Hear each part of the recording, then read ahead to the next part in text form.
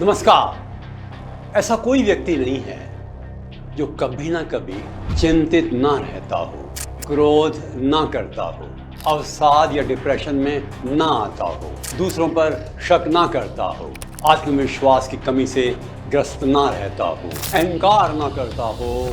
ऐसे व्यक्ति आपको मिलेंगे ही जो यदा कदा, सर्वदा नहीं तो किसी ना किसी इस प्रकार की कमजोरी के शिकार हो ही जाते हैं। ये लोग बेचैन रहते हैं, परेशान रहते हैं, समझ नहीं पाते परिस्थितियों का सामना कैसे करें और अपने आप को कैसे संभालें, परंतु वो कोशिश करते हैं और इसके दुष्चक्र से बाहर आ जाते हैं। अर्थात जो काफ़ी अधिक विचारों की कमजोरियों से ग्रस्त होते हैं उनको माइनस पर्सनैलिटी कहते हैं। तो कोई भी व्यक्ति पूरी तरह से माइनस नहीं होता, ये प्लस भी बन जाता है। और प्लस पर्सनैलिटी खुश होती है, विश्वास करती है, आस्था रखती है, लोगों पर संदेह नहीं करके उनको अपना बनाती है, प्रेम करती है और एक ऐसा भाव रखती है कि मैं संतुष्ट हूँ और ईश्वर को धन्यवाद देता हूँ। ऐसे लोग प्लस पर्सनैलिटी होते हैं। आज का विषय ये है कि क्या माइनस पर्सनैलिटी प्लस बन सकती है? जी हाँ।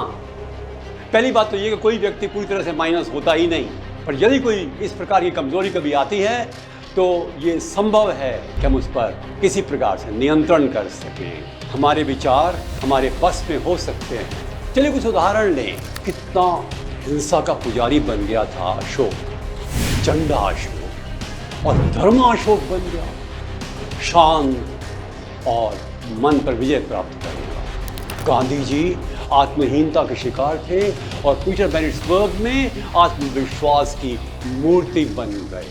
कपिल देव एक बार जब उस पर आक्षेप लगा बहुत परेशान था, वो टीवी पर रोया भी, और उसने अपने आप को संभाल लिया। डॉक्टर अम्बेडकर के साथ जो अपमान हुए, उनको कई बार हीनता आई, किंतु उसका उत्तर उन्होंने बदले की भावना से नहीं दिया, ये सिद्ध करके दिया कि उनमें शक्ति है।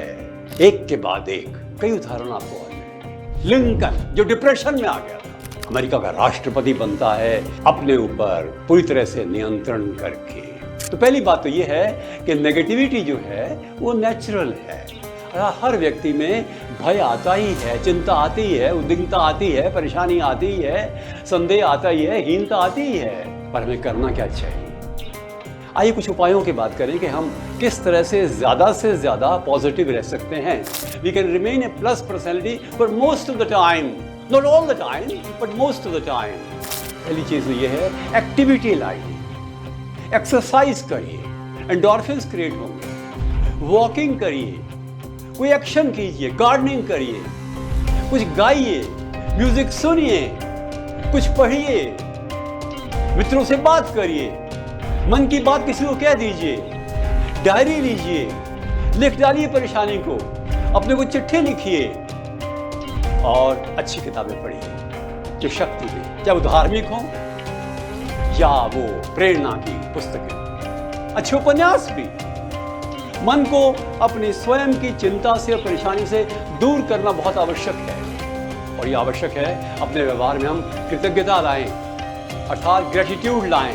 लोग कहें कि हम धन्यवाद देते हैं आपको, आभारी हैं आपके, कहिए, प्रेम को व्यक्त कीजिए, आभार को व्यक्त कीजिए, मन के अच्छे भावों को व्यक्त कीजिए, अपने आप को एक हिस्सा बनाइए प्रेममय संसार का। भूल जाइए अपने दुखों को, दूसरों के दुखों को सामने रखते हुए सेवा कीजिए, ट्राई टू हेल्प पीपल, प्रशंसा कीजिए, आलोचना नहीं, अपनी भी आप प्रशंसा करें, सेल्फ टॉक करें, ऑटो सजेशन से अपने आप को शक्ति दें। हाँ, मैं अच्छा हूं, मैं स्वस्थ हूं, मैं प्रसन्न हूं, मैं सफल हूं, मैं योग्य हूं, मैं प्रवीण हूं, मैं दक्ष हूं, मैं ईश्वर का बंदा हूं या ईश्वर की बंदी हूं।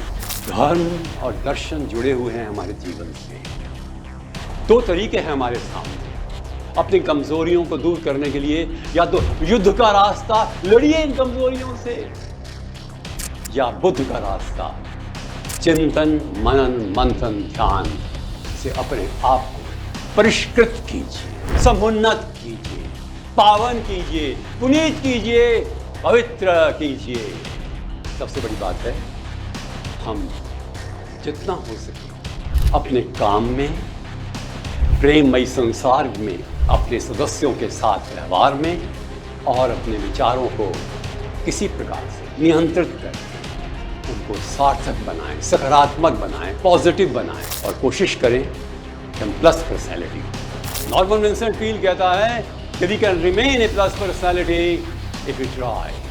Every day, in every way, I must become more positive. Conquer my negativity. हर रोज हर दृष्टि से मुझे अपने आप को अधिक सकारात्मक बनाना है और अपनी नकारात्मकता को कम करना है।